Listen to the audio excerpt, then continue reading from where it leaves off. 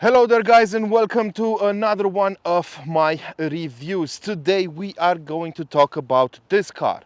The car that I would definitely call the most beautiful coupe SUV in the world right now. Now there have been many attempts from car makers to create cars with this shape, to create SUVs with a coupe sloping roofline in the back, but not all of them were successful. At least the first one, for example, from SsangYong was very poorly executed, and not everyone got this shape right. But I think we have just reached peak automotive design in terms of coupe SUVs with this new car, the Volvo C40. What is it? Well, it is the coupe version of the XC40. It is built on the same platform, and the only difference between it and its brother comes in the back after the B pillar. And I just fell in love with it, and I can't wait to tell you guys all about it. In order to do that, what I'm going to do is pick up the camera from the tripod and film this car up close and all of its details to show you guys everything you need to know about it.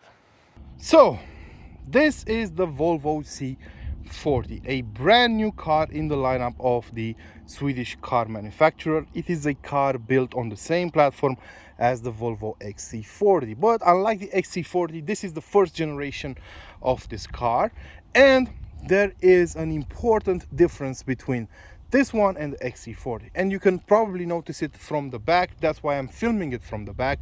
It is the shape of the roofline, and in my book this is the most beautiful coupe SUV design in the business right now. I am absolutely in love with it. It is simple, it is clear cut, and it works absolutely brilliantly. So compared to the XC40, we have a new design for the tail lamps, a bit more raked than on the normal XC40, we could say that. We have some additional spoilers at the top of the tailgate over here, and another one at the bottom. And overall, I really cannot praise this car enough. I don't know why, but it just tickles my funny bone, and it looks absolutely brilliant. And by the time I'm done with this presentation, you will probably want to buy a C40 instead of the XC40, because you will notice that unlike on other models where the sloping roofline does bring a couple of important setbacks, and on this car that doesn't really make a huge impact. So the cars are basically identical up to the B pillar. From then onwards, the sloping roofline of the C40 makes it look a bit better. So you would think that you would lose a lot of storage in the boot, right? Well, wrong. Because according to Volvo, you only lose 1 liter of space. So basically you won't even feel it. So the XC40 has 415 liters of space in the boot. This one has 414. So no big changes. We still have this foldable floor over here. You can just use like this, and you actually get some hooks over here for your luggage, for your bags, shopping bags, and you have additional storage under the floor. So you only lose 1 liter of storage on this car compared to an XC40. Furthermore, if you're looking at what Volkswagen is doing, the Volkswagen Group overall, you might notice that they claim coupe SUVs in their lineups are a bit more efficient than their regular counterparts. That applies to the ID4 and ID5, Skoda Enyaq and Enyaq Coupe, and the Q4 and Q4 Sportback. However, in this case, that doesn't apply. According to Volvo, this car has the exact same drag coefficient as the XC40, which is 0.32. The color you see on this car is called Fusion Red. I don't know how you perceive it on your screen, but it's a sort of orangish red. So it's red with some orange hues, and it's absolutely brilliant. We have the 20-inch wheels on this car. Depending on the market you're in, you might be able to get smaller wheels, but on some markets 20-inch wheels come as standard. They look absolutely brilliant. I love the contrast between the black contrasting roof with the rest of the car. I love the plastic cladding around the wheels and the wheel wells, and I also like the front end of the car. But as I said, the front end looks exactly as it does on the facelifted XC40. This car doesn't have a facelift. I already told you that it's a brand new model, but it looks exactly like the facelifted XC40, which means it has slightly smaller headlamps with Thor's hammers embedded in them, of course, and a blocked out grille to make the car, which is electric, a bit more aerodynamic. And under the hood you won't find an engine. You will find some storage space though, about 31 liters of storage space, where you can probably fit your charging cables easily. Now let's hop inside the car and see what kind of room cutbacks you would have to make for the C40. So as I already said, you should probably watch my XC40 video before this one to have a better comparison between the two. But in terms of legroom, nothing changed for the C segment. This car is quite spacious, and I absolutely love the fact that it has a lot of room to offer. The only downside is in terms of headroom, as you can probably see. So not a lot of headroom if you're over 6 feet tall, but if you're under 6 feet, you probably wouldn't have any issues with it whatsoever. So it will all come down to how you're going to use the car. But up front, things look exactly the same, so I'm not going to go into any more detail. The one thing I will highlight though is the fact that Volvo says this is a vegan car. What that means is it's not using natural leather anymore, and that's a trend we've been seeing on a number of car manufacturers trying to cut down on their emissions. So what we have on these seats is a microfiber mix with vegan leather. To be honest, they feel incredibly nice to the touch. They definitely feel premium. So I don't think it's going to be a huge loss. The only question I have regarding these materials, these new materials, is how they will withstand the test of time, but we will have to wait and see. Otherwise, we have soft touch plastics everywhere on the top of the dashboard and the door panels, and everything looks exactly the same as on the XC40. Once again, I must remind you to watch that original video first. Now all we have to do is hop behind this beautiful steering wheel and take this car for a drive to see how it compares to the XC40, if there are any differences whatsoever. Okay, so now that we're behind the wheel of the new Volvo C40, let's talk about its technical side. As I already mentioned, this car is built on the same platform as the XC40, so it's more conventional brother, if you will. And that of course means it has some of its fortes and some of its not so great qualities. Now, since this is a platform that was initially developed for internal combustion engine cars, it has some shortcomings compared to an EV of the same size that would use a dedicated electric platform, and that can be felt in the room offered inside, because we still have a transmission tunnel in the back, as well as in the suspension department. However, you shouldn't expect this car to have a rough suspension. This is a stiff setup, yes, but it's not unrefined whatsoever. As a matter of fact, this is quite a supple suspension, if you will. I mean, it will feel like it's a bit stiff, a bit on the stiffer side, but it is refined enough to make you to offer a comfortable ride overall. The seats are a bit on the stiffer side of things as well, so you might want to keep that in mind if your back is quite sensitive overall. But that's about it when it comes to downsides. On the pro side of things, well, of course, Volvo is saving a lot of money by converting a platform for its electric versions for its electric cars, instead of creating a new one from the ground up. But if we're going to talk about the specs of the car, you should know that there are two choices in the range right now. So as I said, the C40 cannot be bought as its brother would allow you. Namely, it cannot be bought with an internal combustion engine under the hood. The XC40 can be bought as a internal combustion engine car and as a plug-in hybrid. This one doesn't have that choice. You can only get it as an electric car. So you have two drivetrains to choose from. There is an entry-level single-motor version with a 231 horsepower unit on the front axle and front-wheel drive alone. And that car comes with a 67 kilowatt hour battery in the floor.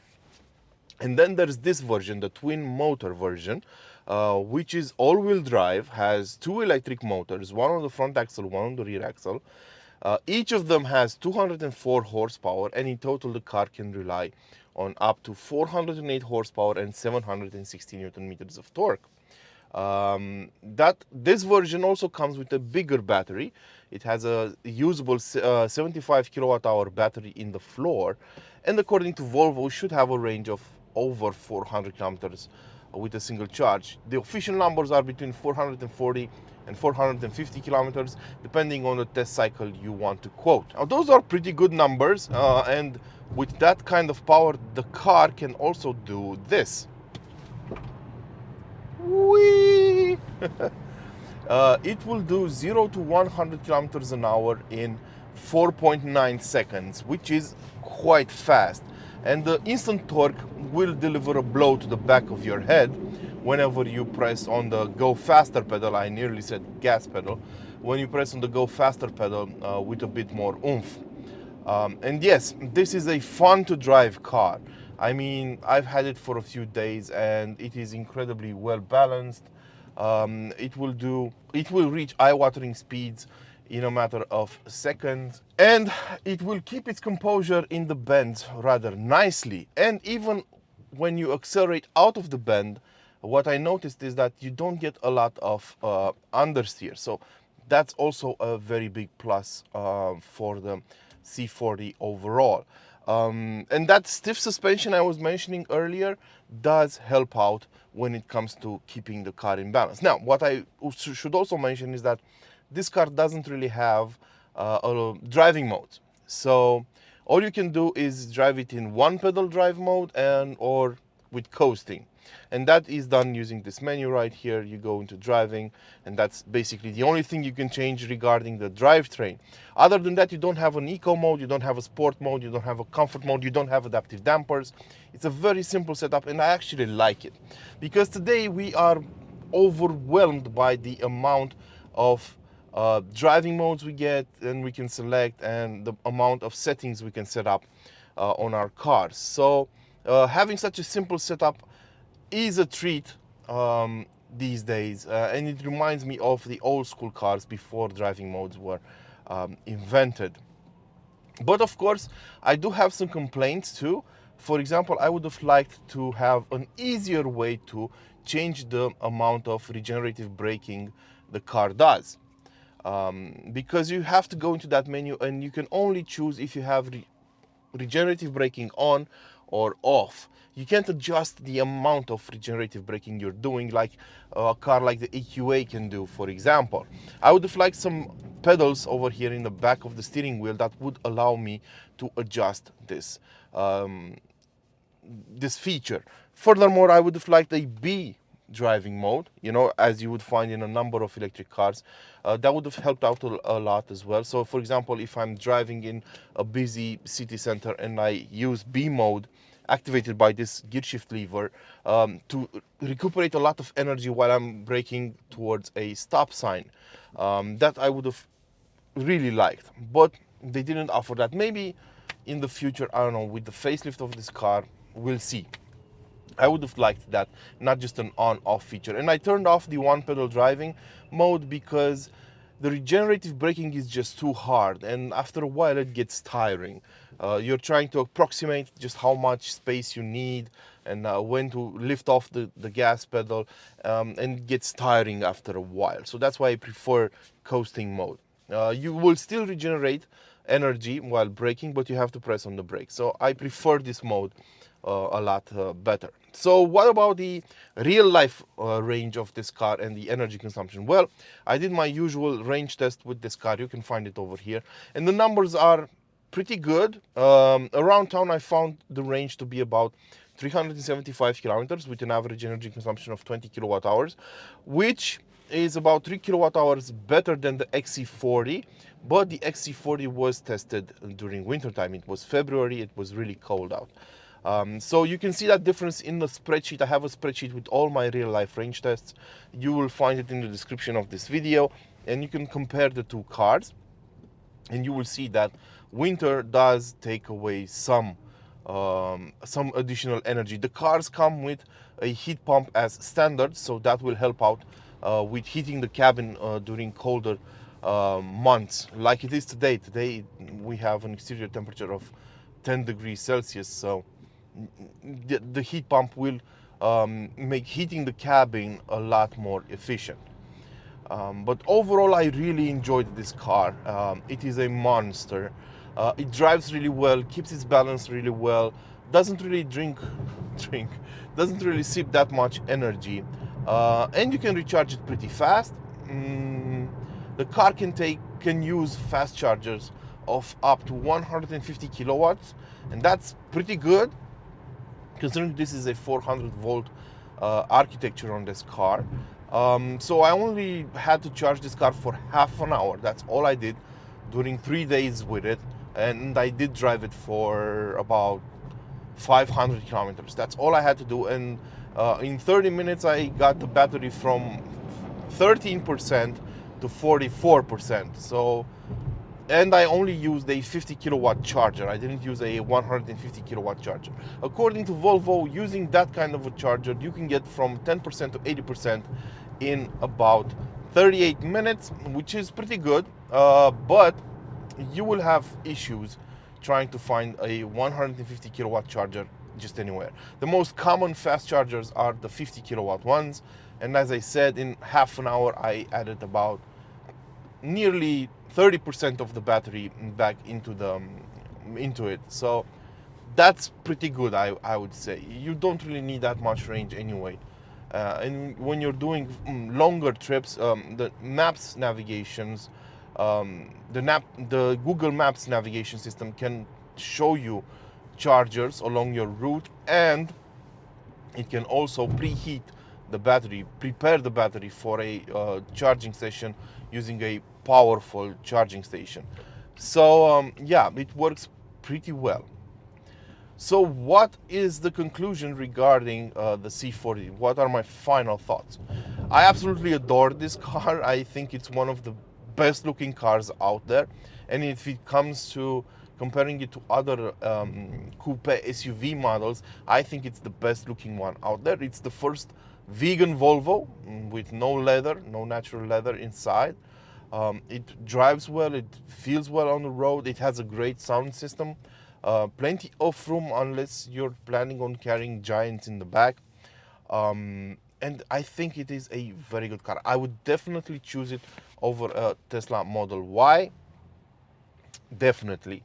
I think it's going to be a success for Volvo.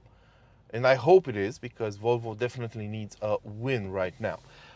So let's talk about its rivals for a moment. Those would be the EQA from Mercedes EQ, the BMW iX1, the newly announced BMW iX1, and of course the Audi Q4 in its sportback version, if you will. It doesn't really matter that much. Out of these, only the Audi Q4 is built on a dedicated electric platform, so it should have the upper hand in terms of comfort and technology. And I did mention that during my review with it, but I don't think that would be a deciding factor for a lot of people. I still think the pricing and the design will play a huge role in the buying decision for a number of people.